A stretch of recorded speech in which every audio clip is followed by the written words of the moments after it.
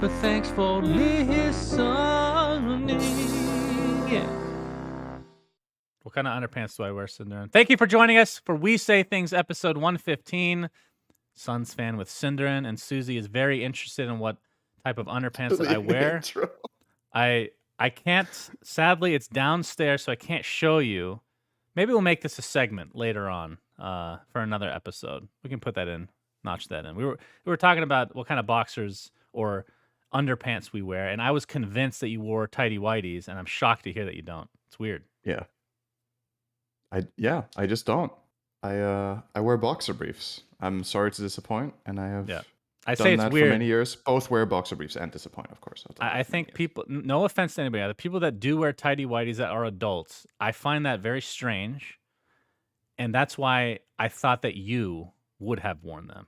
Because I'm very strange. It would have fit perfectly. I literally can't picture you. Thank you. Without tighty whities on. I can't do it. Anyway, yeah, episode 115, Cinderin. We got some shout outs for our patrons, our beautiful In Bruges patrons. This first name, thank you Andrew? To your friend Andrew. It has zero vowels. Thank you. Semper Pi. It doesn't. It has the Y. Y is not always a vowel, though. It is a vowel here. Oh, Sometimes no, wait. It's a actually vowel. a J, right? Maybe it's a consonant there. Semper Pi, Hakuna Matata, The Guy in the Chair, Lucas Frankel, Commander Donut, I'm playing Position 5 in real life, Bread Sheeran, Bonsai Wise Guy, Chicken Pot Pie, Chakar, playing against Wyvern on lane is so shitty, his second spell should be called Sphincter Blast, The Mega Pope, it's time to rhyme the lime of crime and time to water elephants, TI in New Zealand, Zan Xavier, Nate Thicko01 Hamscroats, Bacon, and this is the only time I'm not going to put up a fucked up name here. I just want to give a shout out to my good friend Oim or Ojim or Ojim. Ah, you forgot to change it, so you put it twice now. Yeah, you fucked Get up. wrecked. All right, Shark TM, Pro Counter-Strike 1.6 player. Those are two different people, by the way. Novi Panda, Dop. Sosnek in Japanese is Niniku, as I am half Japanese. Didn't he spell Chosnek differently last time? Interesting. All right, whatever. Nothing to see here. Underscore man.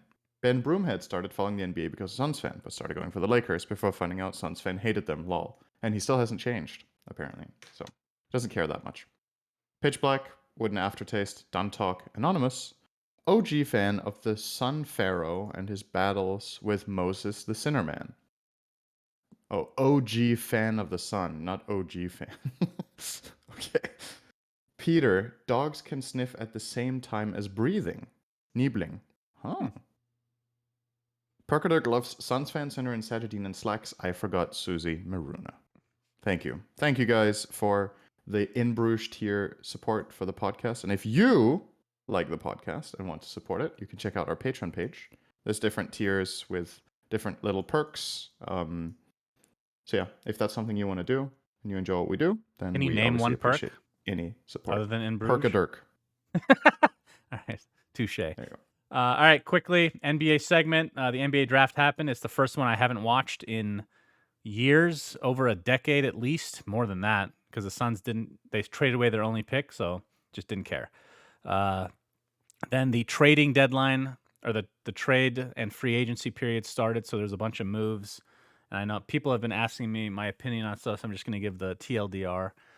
We re-signed Chris Paul to a massive contract. He's the musician, right?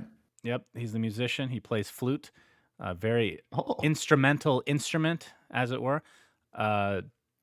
He was signed to a 4-year, $120 million contract, which he's very old, okay? He's like 36, which is pretty ancient. And people looked at that like, wow, I am almost the same age, actually. Yeah, then he's very old. If you're younger than him, then yeah, slightly younger. Then you can call him old. It's fine. Thank you. So people are like, the Suns made a terrible mistake to sign it for so long, blah, blah, blah. But the reality of the situation is the last 2 years are not fully guaranteed. So it's not nearly as bad as it looks. So 2 years of guaranteed, which he should be playing relatively well at that point. And then If he ain't good enough after that, you can get rid of him. And then the big thing, Cinderman, the LA Lakers. People have been asking me all day while I stream about this. The LA Lakers have just like cleaned house. They've gotten a ton of new free agents. They're all old, decrepit men. Carmelo Anthony has joined them. They traded for Russell Westbrook. And everybody's talking about how they're so good. And I might be eating my words here in a few months, but Russell Westbrook fucking sucks balls. He is a chemistry You can do that while still killer. being good at basketball, though.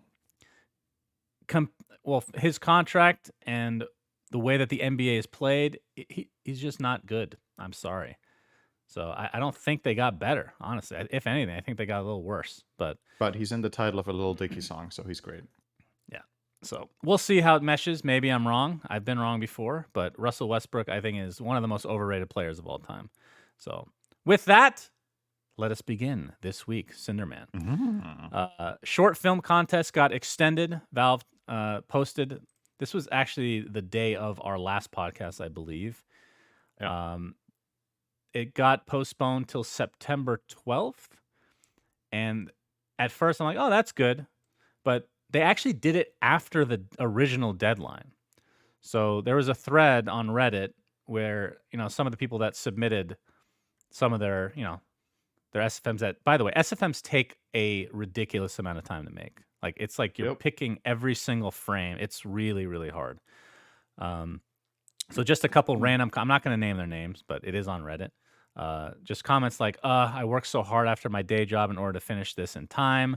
And another respected member of the SFM community says, yeah, it feels very inconsiderate to extend a deadline 3 days after it's over. I think extending it's great, but doing so after 45 contestants work hard to meet the initial deadline, that leaves a sour taste in my mouth.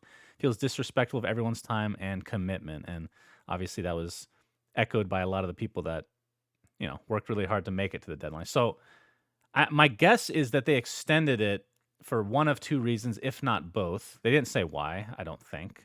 Could be wrong on that. I didn't actually read it recently. I think the reason that was given was that TI is delayed. Okay. I was going to say it's either TI delayed or there just weren't enough submissions or both. So just to say, with the international moving to October in Bucharest, there's more time available than originally expected. So we've decided to reopen submissions until September 12th. Creators can continue to perfect their current submissions or even submit new ones. So that's it. There's like, TI's later, so let's get some more short films in, basically. So what are your thoughts on that? Yeah, I feel like it's a bit of both, right? I think it's good to extend it for the sake of getting more contestants. And since it just turns out their original deadline is just off because TI got delayed. But at the same time, for everyone who met the initial deadline and worked hard on that, they are, in a way, put in I don't know if it's a disadvantage directly, but they're at least not rewarded for all the hard work they put in to meet an early deadline.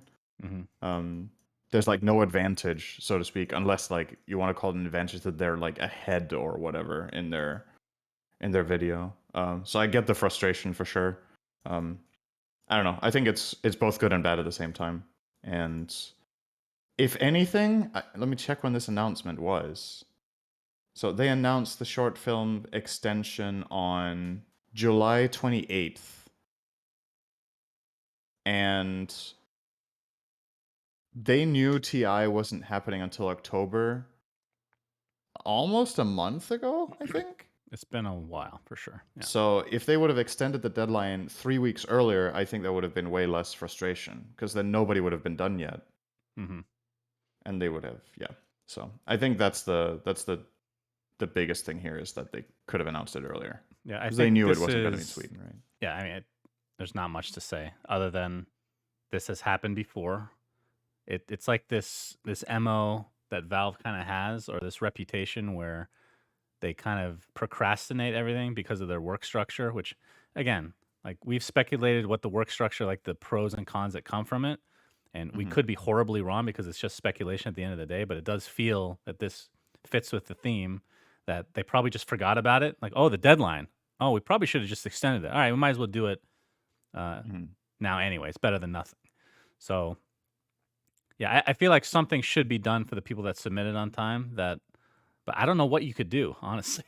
Like, you can't give them a leg up technically because you've already extended it. So I'm not sure what you Yeah. do. It's kind of shitty overall.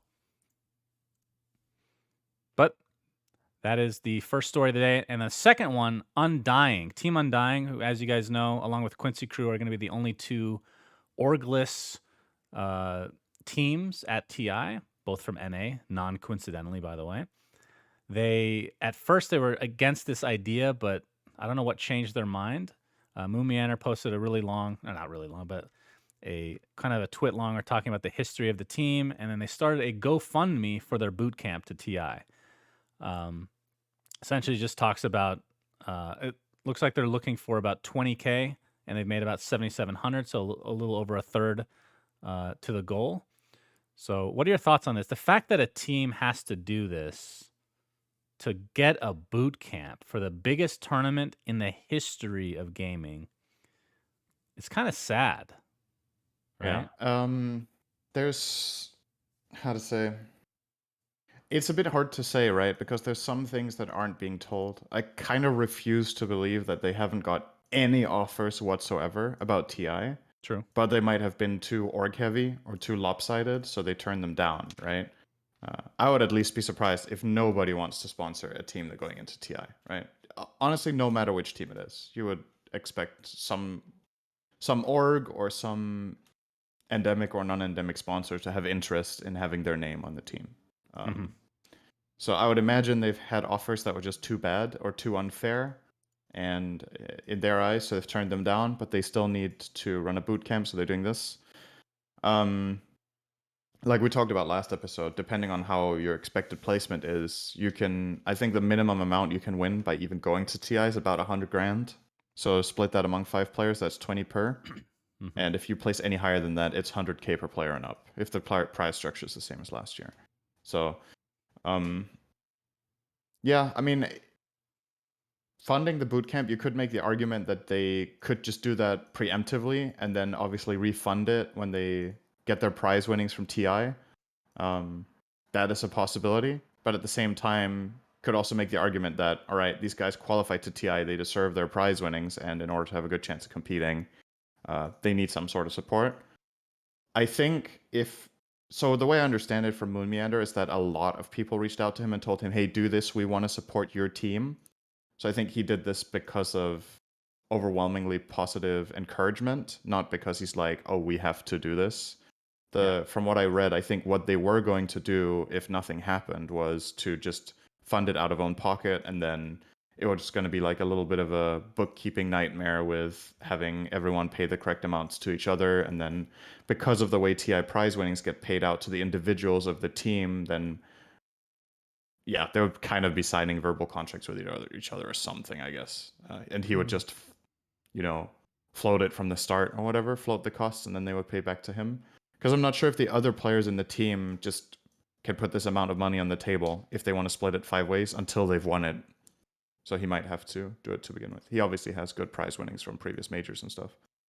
Yeah, I mean, I think I can't speak for sure, but he probably could have funded this himself because of those major victories from the past if he saved his money at least. But I don't think that's really the point. If people want to help out, that's great. I think stuff like this is really good. I do think it's a little sad. Like, I'm sad about the fact that, like, again, whether I'm from NA or not, I don't think really matters. But like in terms of bias, because NA is just in general a huge market that Dota just doesn't have any kind of a grasp on, which sucks ass for the game. It's really bad for the game. So I don't know if that's going to change. I think it certainly would help if Undying and Quincy Crew have good showings, along with EG, obviously. Like if they're all top 12 minimum, that's something that they can build upon going forward. And I think that's pretty realistic, honestly. A lot of people are expecting the South American teams not to do well, but you never know. They have all these wild card type showings at these big tournaments. But yeah, I'm hoping that this turns into something where they can kind of build upon it. And I think also the fact that we haven't really heard that much about the next DPC season, I believe, right? No details about the changes. That is also probably an issue. Like if you're going to sign with an org for just TI, that's weird because from the org perspective, you're going to have to get something out of it. Like, just name recognition probably isn't enough. So, like, I can understand it from theoretically their side. Like, if I'm an org trying to sponsor a team at TI, I probably do want some of the like, even if it's 5% of the prize winnings. I think that, you know, depending on how much you're actually investing in the team for this short amount of time, that's probably fine. Like, I think that's kind of worth it. But it is TI, and I know the players are really, what's the word, protective over their TI winnings. Because even back in our day, like with DC, I was not a part of this negotiation. I would not have been okay with the end result. But the org kept 0% of TI6 prize pool. I've said this before, which I think is a joke considering how much we invested in the team. We had a team house. They literally lived with us. So that was a fucking joke. But there's always two sides, and who knows, because we're missing a ton of details. But either way, hopefully they do well. All right, next thing, Cinderman. I want to talk a little. So there's a thread. I'm going to expand upon this, but there's a thread on Reddit about a Dota content creator that was ruining a game by smurfing and justifying it because he thinks that he's helping people learn the game, like by coaching and whatnot. So he's just smurfing like Meepo at like, 3,000-4,000 MMR lower than what he actually is and just destroying games. It made me think, and I know that we've had this discussion at least a little bit, but I want to expand upon it a little more, mainly because of the next topic, which is a custom game that I've been playing. Matchmaking in Dota right now is, for me, the worst it has ever been, and it's not remotely close. I have never had so many griefers, so many newer players that for some reason are getting matched against or with me, which could be the behavior score, no idea, because my behavior score has always been like max, because people just commend me just because they recognize me, or whatever, which ends up hurting me apparently. And then there's obviously Smurfs. Get to grief you. Oh, look at Suns fan. They're griefing me by commending me. Obviously, there's Smurfs certain times of night, so you just have to avoid, which is ridiculous. And I think another thing that we haven't really mentioned too much is the Battle Pass, Cavern Crawl, is actually ruining a lot of games. We kind of discussed this a bit last week with the quest, I think it is, in the Battle Pass, where you had to buy Hannah Midas or something like that. Yep. So now you have a bunch of fucking supports buying Hannah Midas and just ruining games.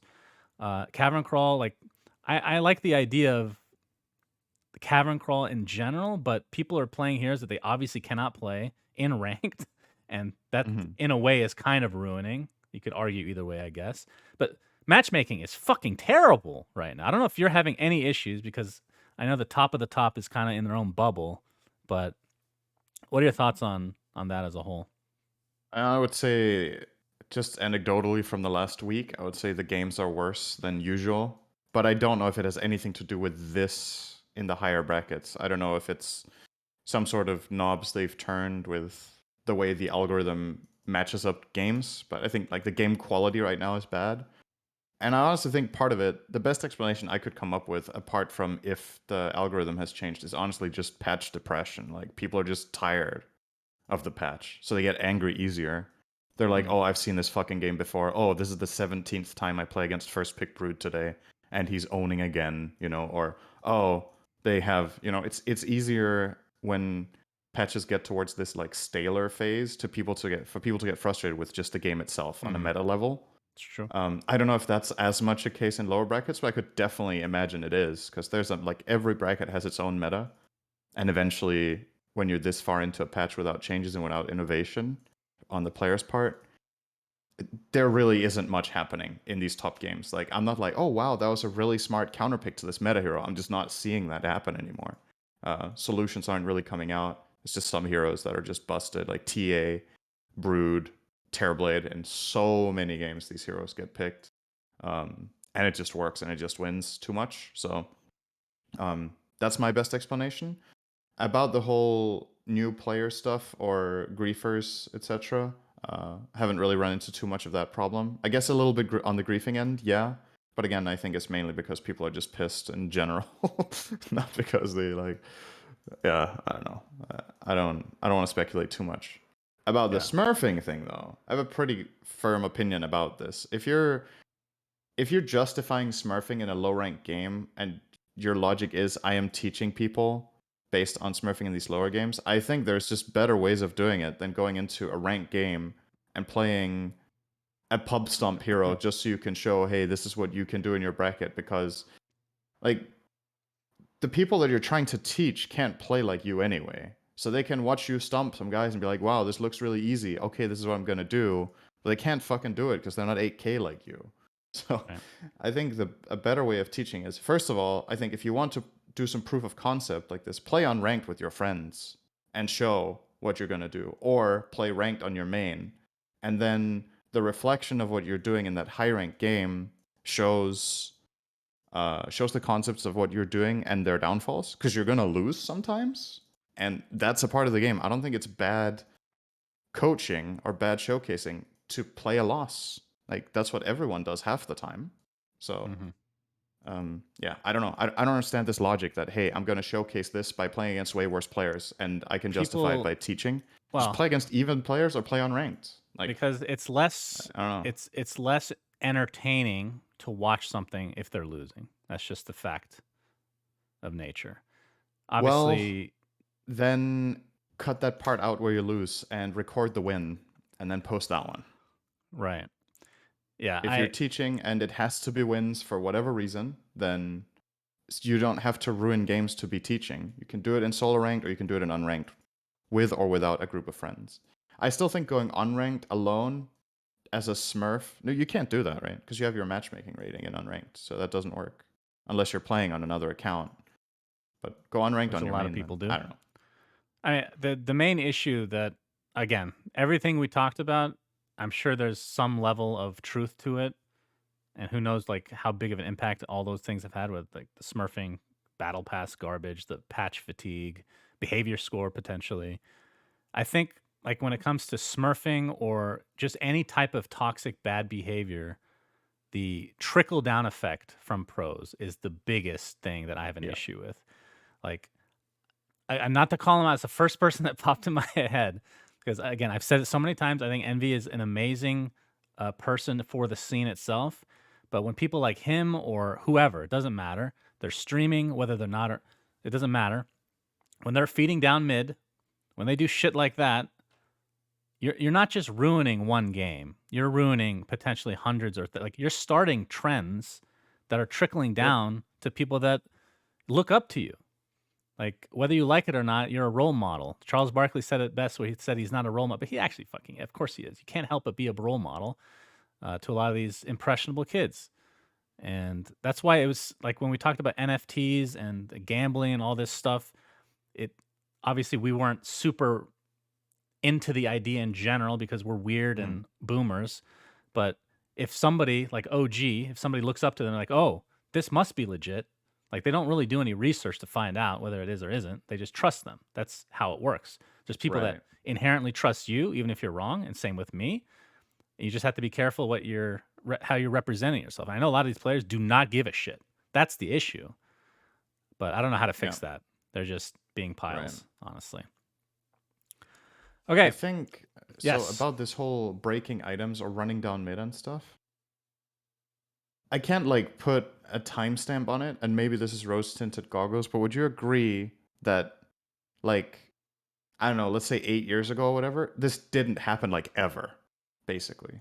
It just didn't happen in games. Back when we didn't have ranked.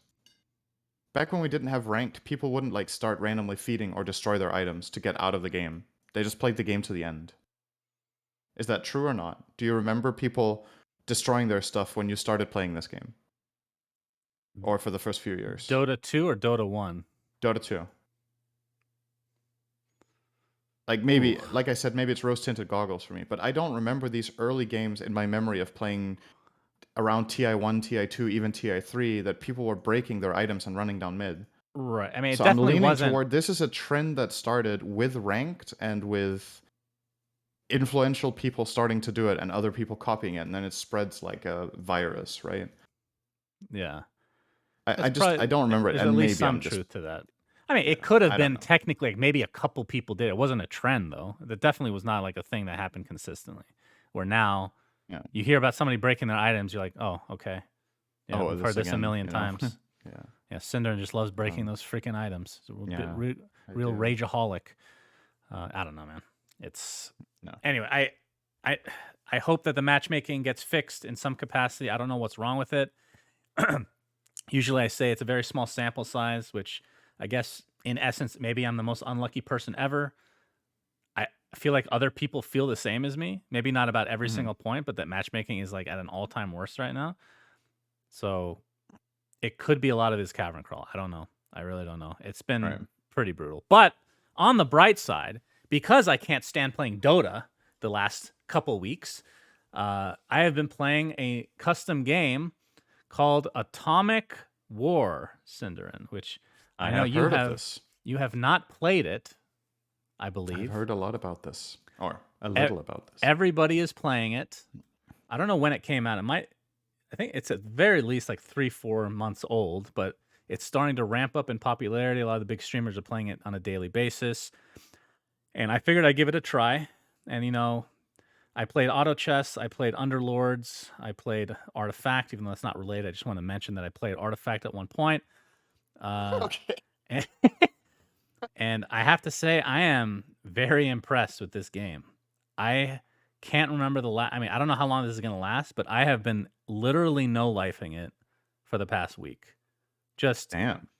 There was one day where, so Nikki left for a convention, and I was in the house alone with the cats for 4 days, and one of the days I literally played for 15 hours, I think.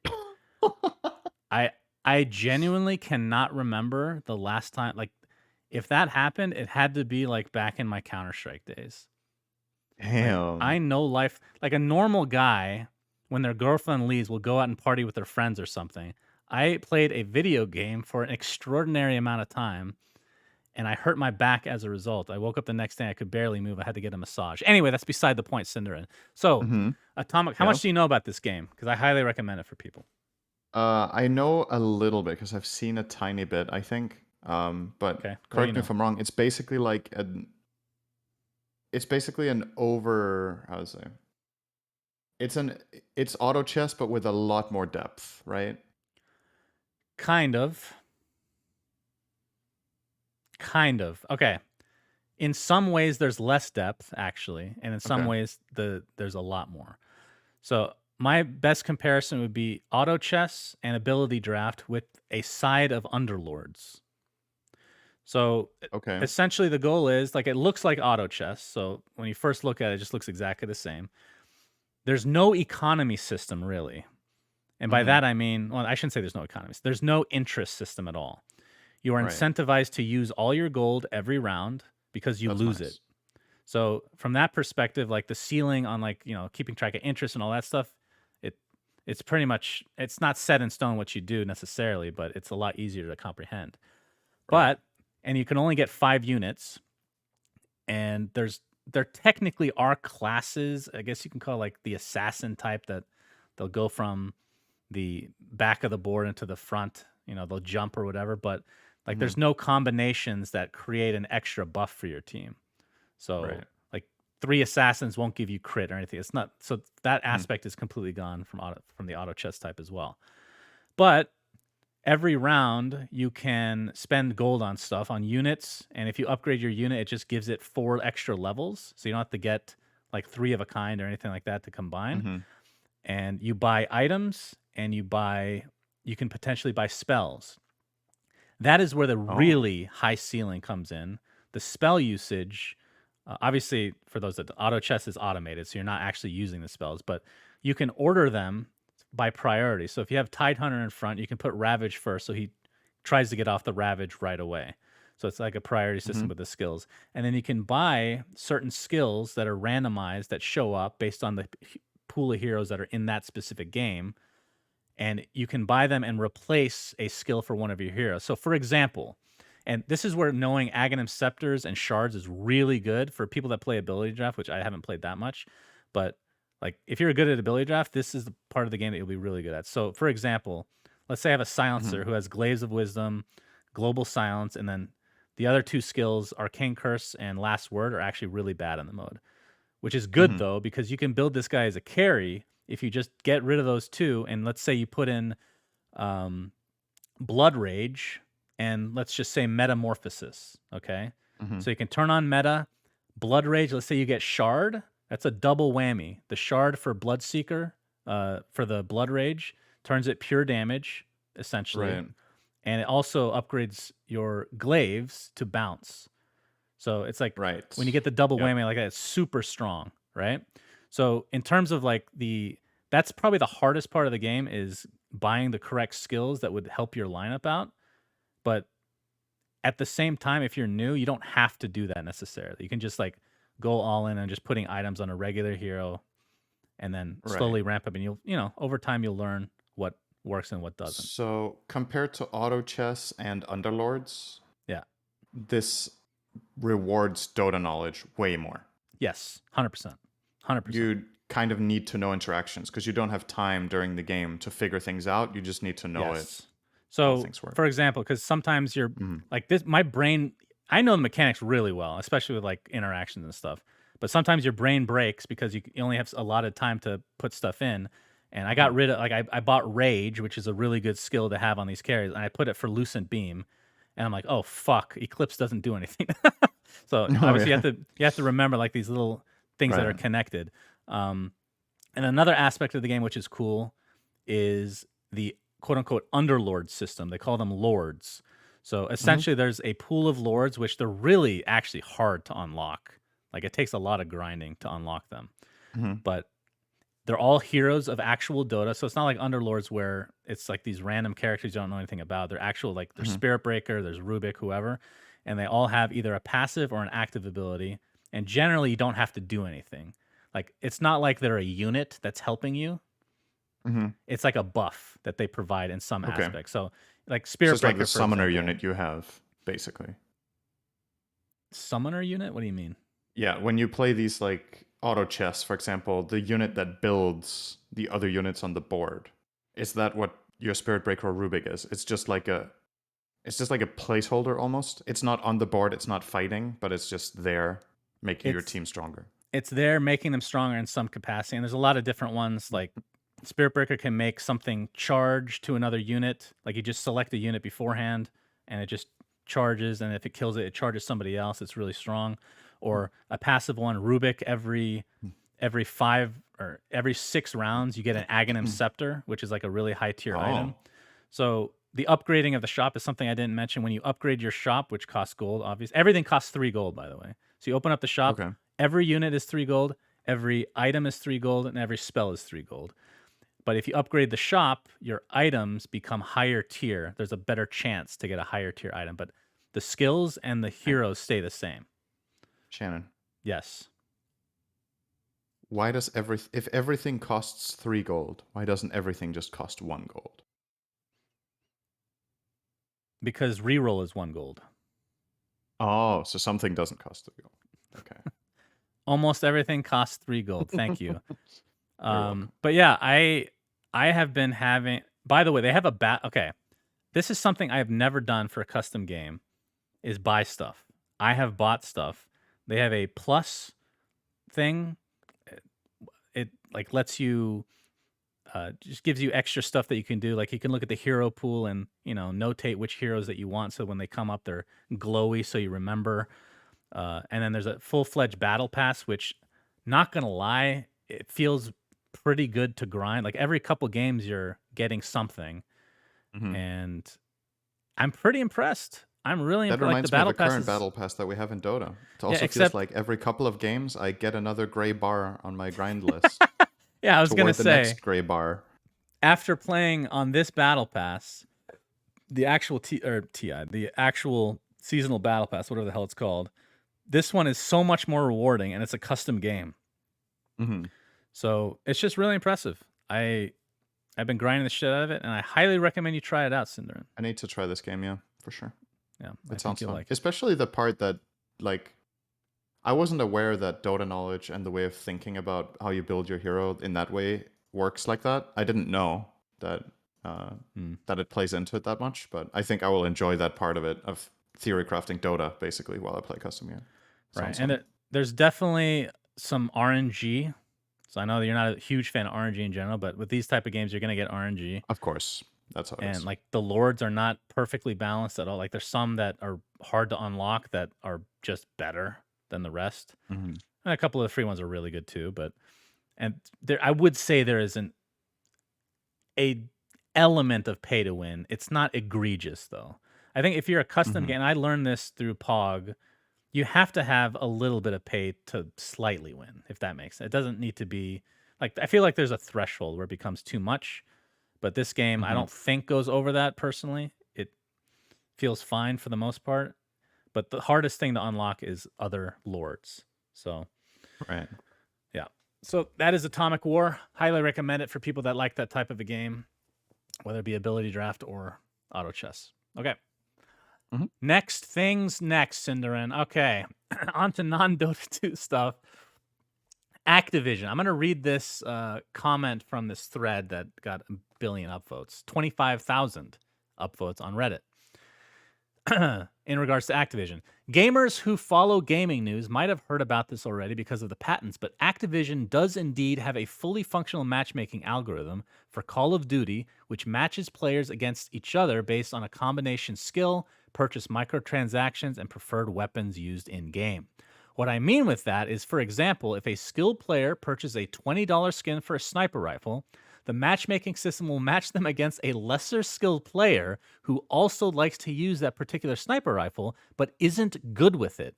The goal of the system is to give the lesser skilled player the false impression that the skilled player is doing better than them due to them having purchased the skin, hopefully resulting in the lesser skilled player also purchasing that same skin.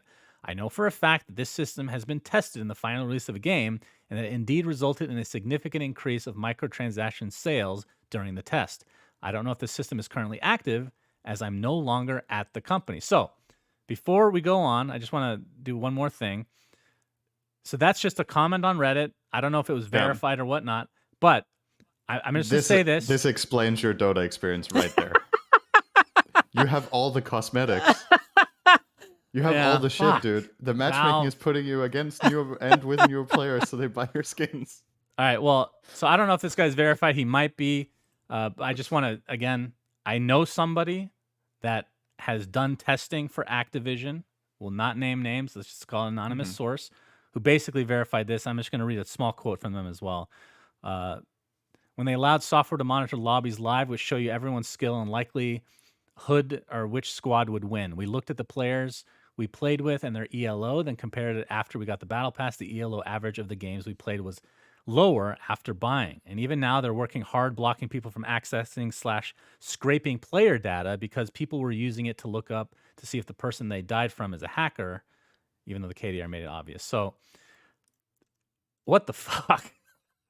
This is next level pay to win or pay to something. I don't know what the fuck it is. I don't know what the right word is for this. Is predatory the right word for this? It's unethical. There's no way this is not unethical.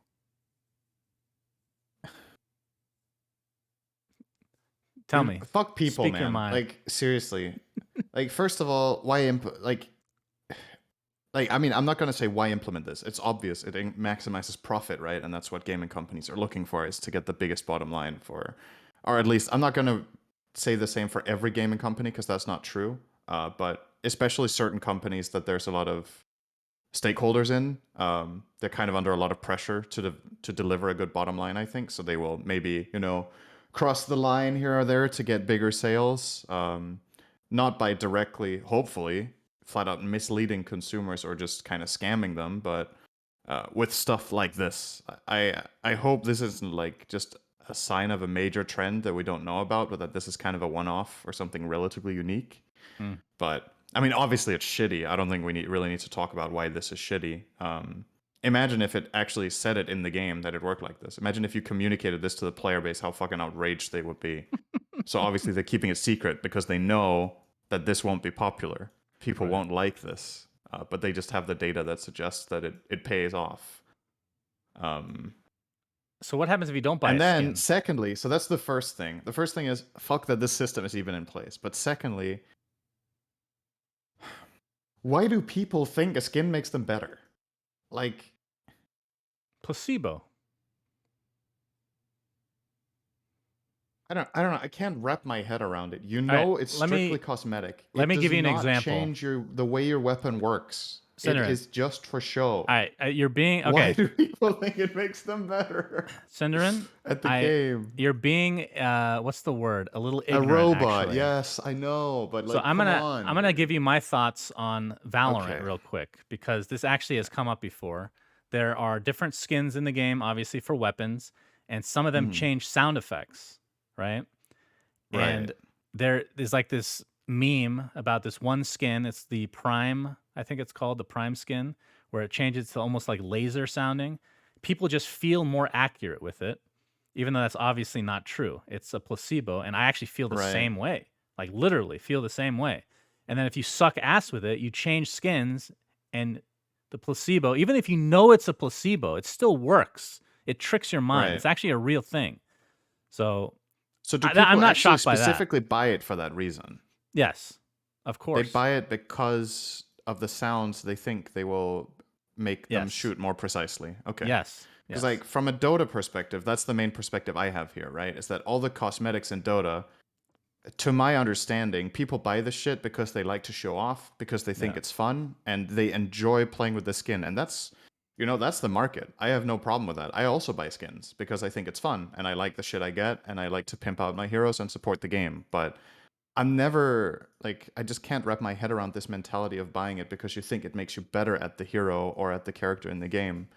But Mhm. if there is like a really clear like change, like there's some borderline cases in Dota actually when you think about it, right? Where people are like, is this pay to win or pay to lose? When the arrow is the arrow of Mirana with this set a little more visible or a little less Mm. visible, or is this sound effect a little more similar to a different sound effect in the game, so people could confuse it and think it's a different hero that's casting a spell or whatever? First of all, I think that should always be avoided, right? But I understand that it can be tricky to innovate and make spells look creative and fun while still being entirely the same as the other version in Right. terms of fairness. So I understand that that trade-off is hard to obtain, but like this stuff, I just can't relate on this level. I So find it really fascinating though with the placebo all I can on this. so for Dota, Uh, I'm sure there's people that feel like like skill shots that they just work mhm. better with cosmetic. I agree with you. I've never felt that way with Dota I've for never thought anything. it in Dota But ever. for FPS games, it's 100% a thing because I don't know what it is. It's really weird. Even Mm. when you know that it's fake, it still works. That's the crazy ass thing about it. But yeah, this Mhm. is Activision. I mean, my God, can they do anything right? This company fucking sucks, man. Holy shit. Like, close it down. Close this shit Ugh. down, bro. This is god awful. Just an absolute cesspool of a fucking company in every respect. And moving on from that, the head of Blizzard, which is Blizzard Activision, by the way, the president, J. Allen Brack, has stepped down. I mean, not a big surprise considering the shitstorm that is currently going on for Blizzard Entertainment. And I mean, that case is still under investigation. I don't think it's gone to court yet, but I'm sure they're going to get reamed real hard, is my guess. Seems likely that they are in trouble in this case, yes. They have And replaced well him deserved if with they are. a, is it co-CEO? What was his actual position called? President. So co-presidents, I guess, Jen O'Neill and Mike Ibarra. So yeah, not And I much to say believe about one, this. if not both of those, are from other gaming companies, if I remember correctly. So I think they're bringing in new people, unless I misunderstood this. I think they've been working for a little bit, but it's not like that long of a time. I think at least one Uh-huh. of them was from like Xbox, I think, and they'd only been working there a short amount of time, so they weren't like internally O'Neill, promoting. It felt like. O'Neill previously led Vicarious Visions, which Blizzard acquired in January. So that's half a year. Okay. Ibarra was previously at Microsoft, serving as corporate vice president for Xbox Live and Xbox Game Pass, joined Blizzard in 2019. So this is two of the newer guys, or I think it's one One's a woman. man and one woman, right? Yeah, I I believe believe. so. So yeah, so one from January and one from 2019. So it's none of the old guard, so to speak, that get Yeah. these higher positions of power. But in all of this, the main takeaway I have, I mean, first of all, I hope this isn't just, facade. I'll always be super skeptical about this shit. When a company gets into a lot of trouble and into shitstorm for whatever reason it is, this one's obviously extremely serious. Could have also been something like, I mean, whatever. Whenever they get into a shitstorm and someone high up gets fired or leaves, then a lot of people just move on. They're like, okay, now there's change. And a lot of the time it's just for show, right? And nothing really truly happens underneath the surface. Well, I I think really based hope that's on, not the case here. Something needs to fucking happen under the I mean, the surface here. fact that There's they're no going to be debating going it. to court, something's going to change. So I don't think it's Right. up to them anymore. But we'll see. A lot of people, from what I've gathered, are, this is just like, again, it's about what you read online, like forums or Reddit or whatever, what people are calling for. A lot of people are really frustrated with this situation because it seems like nothing is happening with Bobby Kotick, right? That there's nothing either about him like stepping down or getting put under more pressure or whatever, because he is the CEO, right? This is not the CEO of Blizzard; it's the president. And I don't really know what their like power dynamics are and levels in the company or whatever, but Not sure. a lot of the time when there's something this serious, something happens at the absolute echelon of leadership in the company. And this, I mean, I don't want to spread misinformation, so I don't know how much this is, but as far as I'm aware, Bobby Kotick is the top of this company, and has a pretty large influence, from my understanding, of the way Blizzard runs things, primarily from a profit standpoint, which is what a lot of people really criticize the company for, right? Like the way they've changed their trajectory on how to make money with their games, which kind of spills over into all of their products with like microtransactions and the way things work. Not that, again, I don't personally think microtransactions necessarily are a bad thing, but the way Blizzard have implemented things have just given them a lot of fucking backlash from the community in general. So, but hey, people still pay, right? So, all right, I have a really stupid question because I don't play WoW ever. Other than paying for like your subscription and potentially paying somebody for items, I guess. Do you pay for stuff? Is there microtransactions like from Blizzard? So basically, there's two versions of WoW, right? There's Classic and there's Retail. And in Classic, in Vanilla, so we're in the Burning Crusade now, so we're on to the first expansion. But in the original version of WoW Classic, the only thing you could pay for was a service to transfer your character to another server. There's nothing else you could buy in the game. There's no like cosmetics you could buy. You couldn't buy yourself an advantage. You couldn't buy anything like that. And in the Burning Crusade, they they entered something where you could buy a character boost, so you could level up really fast. And then there's So also literal a pay to win. store. There's a mount, so you can buy a cosmetic in the game. And it's like people are just seeing this trajectory now with, okay, this is going to head in the same direction as retail is, and that was what we hated about what happened to retail. There's a lot of people that actually just lost interest and quit the game over this stuff and just hate it, right? And a lot of people were warning about this in advance of Burning Crusade coming out, that these changes were going to happen, and Blizzard is looking to make money off of this in that way. Originally, in World of Warcraft, when the game was at its peak, so to speak, for the first few years, you bought a subscription and you bought the game, and that was it. There was nothing else you could spend money on in the game. And in a way, I think that's how it fucking should be. Like, you're paying a monthly fee to play a game. You shouldn't need to pay an addition to that for stuff. But Well, these days, as I would be shocked if there's a game where you pay subscription and you buy the game even. Like that's probably yeah, for not a thing most anymore, cases right? now it's either or, right? You pay the $60 or whatever for a AAA title, or it's free to play, but then you get like battle passes or subscriptions or something. But Blizzard somehow managed right from the start of WoW to get people to buy the game and then pay a subscription and then buy the expansions while still paying the subscription. And then they managed to buy games and expansions and subscription and then have cosmetics and microtransactions on top of that. So WoW really became like an insane cash cow. And this is, I feel like this is one of the things that we are going to see in the next like decade of gaming is how far can you squeeze this shit where people pay without truly compromising what makes the games enjoyable. I think we're kind of heading in a direction where companies are so, I don't blame companies for being focused on profit, right? Like, let's make that clear. Companies are here to make money. They want to make good games that make money.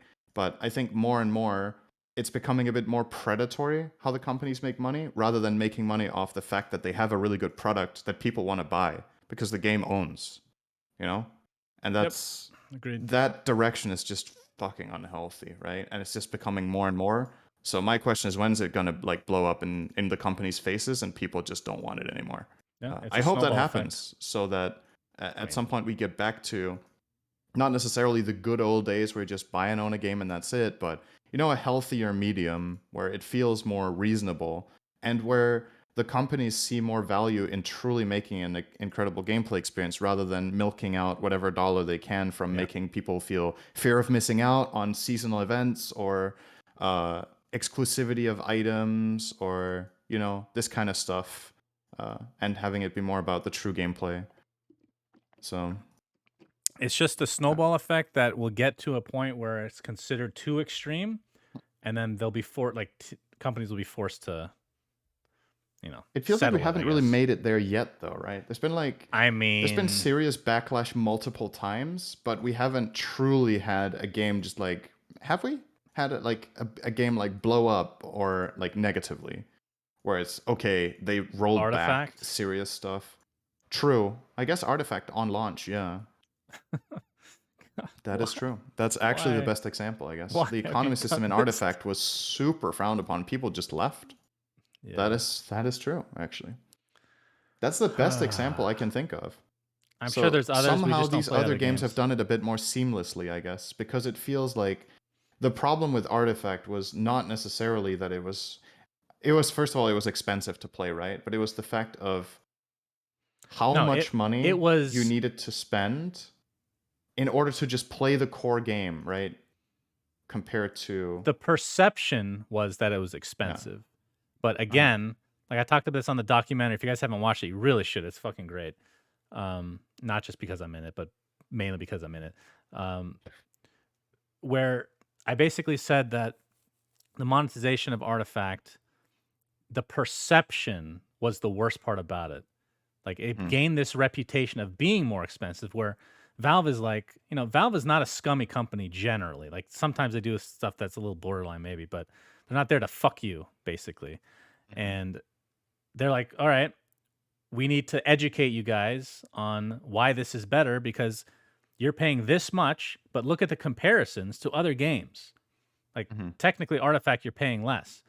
But my argument was post haste, or like in the documentary, if you have to inform or educate your customers why your system is better, your system is not better. You know what I mean? Because they're not going to listen most of it, unless you have like some super they're loyal. just going to see I need to pay base to play ranked. Yes. Right.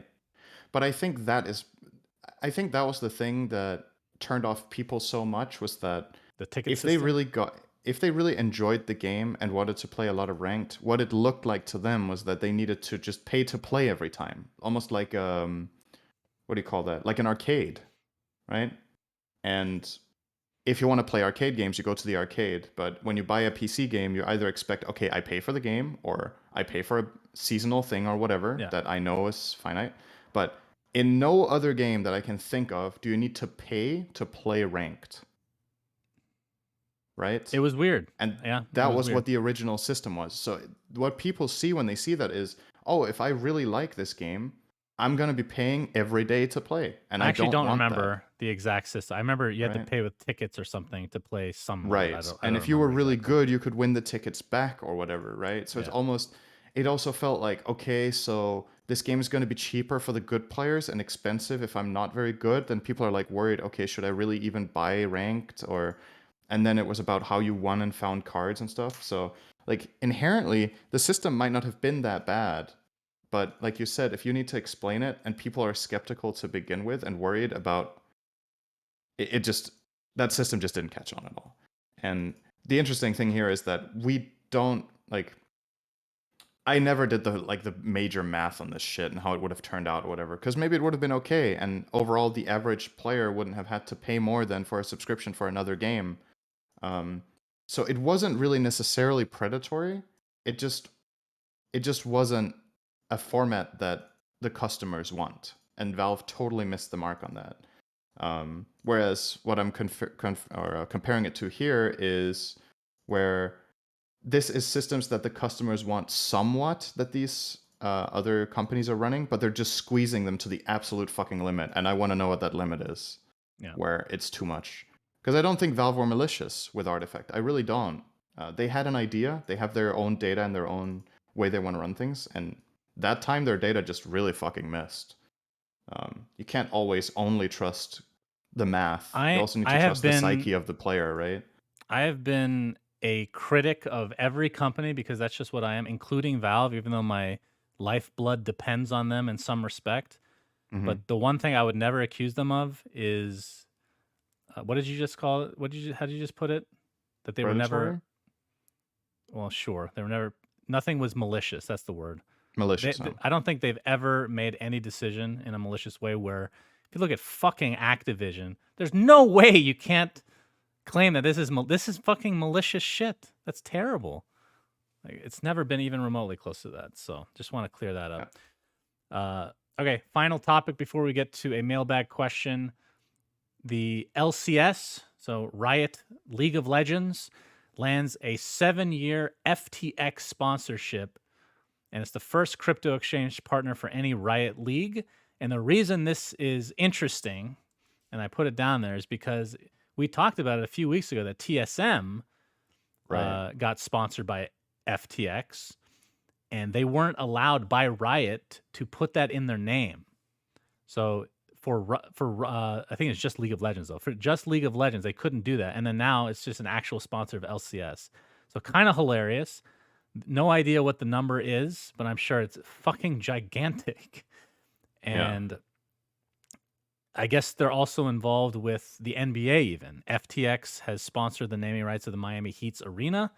Not that it's the same, but PayPal is a sponsor of the Suns. That's not crypto by any means. And I know the Dallas Mavericks are accepting Dogecoin. So this is like, it's whether you like it or not, this is happening. And we just have to adapt. You and me have to adapt to this new age shit. Because I don't know how to feel about any of it, honestly. Right. So there's like this like gray area with crypto, right? Where some people are like considering pure speculation almost to the level of gambling, right? And a lot of these gaming companies, when they do like sponsorships, for example, there were like some major restrictions in Dota on gambling sponsorships at TI, right? If orgs had gambling sponsors, they couldn't have them on their jerseys, I think. At least some years. I don't know if Valve got more lenient on it because the teams were like, hey, we depend too much on this to function. Or like betting sites and just flat out this kind of stuff. I remember there being regulations in Dota for this stuff in the DPC. And I think Riot had something similar with the LCS where some sort of things were not accepted on the jersey. And this is interesting, right? Because if the FTX sponsorship that TSM got fell under that like category from Riot's perspective, so they were like, you guys can take the sponsorship and take the money, but you can't have it on your jersey or in your title name or whatever it was, because it's too much exposure of this, because we like question the legitimacy of this or whatever. And then they partner with them themselves. I don't know, man. It's weird. I would like to know now, especially, the reason why they couldn't have it in their name. If that was literally that, then like this is just hypocritical then, right? At that point. Sounds like it. But yeah, so it's always interesting. I don't really know. And I'm kind of, when it comes to this crypto stuff, like my personal stance on it is that I consider it like it's speculation way more so than a lot of the rest of the stock market, just because the like physical implementation and manifestation of it isn't quite there yet. So naturally it's a lot about like people thinking this will become the next best thing, or next big thing, sorry, not next best. But there isn't like, the implementation is slowly getting there, right? Like you said, now you can pay with Dogecoin in certain places. More people are starting, or more companies are taking Bitcoin as payment, etc., etc. So it is developing, but there's no guarantee that in 5 years this system is being widespread and working the way that it does. So it is speculation. However you look at it, a lot of people say it's very low risk because they're like, this will definitely be the next big thing. And others are like, dude, this is mega high risk. It could flop completely. And people, there's like no consensus. Whereas a lot of the physical products you have in your life, you know, like you speculate, okay, is this going to be less and less popular? But you fucking know it's there and what it is, right? But with crypto, it's a little bit, it's hard to say. So when you have a crypto exchange partner, that's kind of the same category, right? Yeah, I was just gonna say my thoughts on crypto. Again, I'm not educated on any of this NFTs, crypto. I know they're not the same at all, but like crypto, Mhm. the idea of it, I understand, and I think it's Yeah. cool. I Mhm. just don't know enough about it, or I'm interested enough about it to potentially get into it in some capacity. And then NFTs, I do find weird. Like I understand the concept. It's something I know I will never be interested in, and I don't get why other people are interested in it personally. So Right. that's just my current stance on it. Do you feel the same right now? Uh, I feel like both concepts have potential. I'm overall more skeptical about NFTs because of regulation issues. That's not to say that crypto is perfectly regulated necessarily, but I think it's like a little bit more established how it works. Mm. Um, but overall, both of these systems have a lot of promise, but also a lot of potential for abuse, with like tax evasion or this kind of stuff. It's a little bit. There's a lot of like shady stories you Money hear, or laundering. exactly right, where that's kind of problematic. But like, I'm hopeful for crypto as a concept. But like, just from a personal standpoint, it's something I'm not investing into because, similar to you, I feel like I don't know enough about it. I feel like it's very hard to it's hard to value it, right? Like, then you see these cryptos shoot up like Dogecoin or Bitcoin or whatever, but it's almost impossible to like kind of place where it is relative to its potential, right? So people are kind of just like guessing and hoping compared to Mm. other stuff where it might seem a little bit more like, at the end, stocks are stocks, right? It is just, there's going to be things that happen that are unpredictable, Even and it that, I'm is skeptical. Not skeptical, but too right. scared to, as we've talked about before. Okay, Right. let's finish off the podcast with a mailbag question from Guitar Strings. Here's my mailbag question before I unsubscribe. What will be Oh, the downfall oh of Dota no. 2, Cinderin? Holy shit. That's We have to give him a good answer as he goes goes out, I guess. The it's downfall it's of like, Dota 2. this was so how to say, like, I'm not complaining or sad. Like, if you unsubscribe, there could be a lot of reasons, right? Like, it's obviously a shame, but the the question that he chooses to go out on, right? I'm unsubscribing. What will be the downfall of the game you guys talk about? You not Like, supporting us is the downfall of Dota, okay? uh, dude, I, that's I honestly I don't know if there's a much of discussion because I don't know if you would agree with this, but I feel like this is just the reality. The answer is Valve. And I don't mean that in a super negative way. It's only a matter of time. I think Dota is just a game that's going to be around forever, pretty much. And it's all about how much attention Valve is going to give it, because there's going to come a time where it's just not for, Mhm. whether, it's because of their company policy where people can move around or whatever. Eventually, people are just not going to be interested in maintaining it to the level that it's at now. So Mhm. I feel like that is just, it's not an opinion almost. You know what I mean? What do you think? I think the downfall is either going to be neglect, so Valve at some point just flat out move on to other stuff entirely, like they have with past games. Like, at some point they lose interest and they feel like it's not worth updating anymore. Fortunately, for 10 years now, we've had developers on it that either do it out of passion because they love the game themselves, or because of financial incentives or whatever. But someday that might not be the case anymore. That's one way it could be the downfall. The other one is if another game comes in and takes it over, right? That's the thing that you could either hope for or dread, depending on your perspective of It's Dota. true. But it's what has happened to other games in other genres, is that a game is big until something better or newer or fresher comes around that rivals it too hard and takes the player base and defeats it, right? For the consumer, that's a good thing. If there's a competitor that is really, really good at what they do and rival the stage for it, so to speak. But for the individual game, Is that that competition is possible? obviously, Is that even possible? I don't know. I don't know Like, if that genre doesn't, like, maybe this the doesn't genre has count. run its Okay. course. All right. Technically, the question was what will be the downfall of Dota 2? So the Mhm. answer could be Dota 3. I didn't really mean it from a Valve perspective at No, I all. know, but I'm Like, just saying that could be actually an that answer. is true. But yeah, Yeah, it's I think those are the technically two most possible. likely things. It's either Valve losing interest and support for the game, or it is that another game beats it, or both at the same time. But right now, I don't know if there's anything in development in this genre, and I think it's a very dangerous and difficult genre to invest in, just because the games you're competing with has so insanely much depth and history that I think it's just a market that's difficult to pierce even if you want to. Like, you need to compete with League and Dota. Why would you make a game in this genre? Like, if you're a company, you need to really love the idea and think you're hot shit to try to beat Dota and League at what they do maybe best. they can learn from the mistakes or the downfall of Heroes of the Storm, Smite, that Superman game that I don't remember the name because it was so fucking bad. Strife, that was Han. Yeah, there's a big graveyard. The track record is just bad, right? Like, it's hard. So I think the very most likely thing is that the genre either dies out or loses support. Well, Pokemon, the new Pokemon numbers are still game. pretty healthy. What was it called? Pokemon. That's true. Unite, right? Yep, the MOBA that Nintendo made. I don't think it's going to compete with Dota and League, because a big part of Dota and League is the esports scene, and Nintendo hate competitive gaming, so that's not going to be a thing at all. Yeah, that's true. They're looking for a casual market for sure. I don't even know if they're going to host tournaments, and they probably aren't. So they Blizzard hates esports is the devil. All right, Nintendo hates esports. Blizzard hates women and equality in general, or they hate being competent. Maybe is a better way to put it.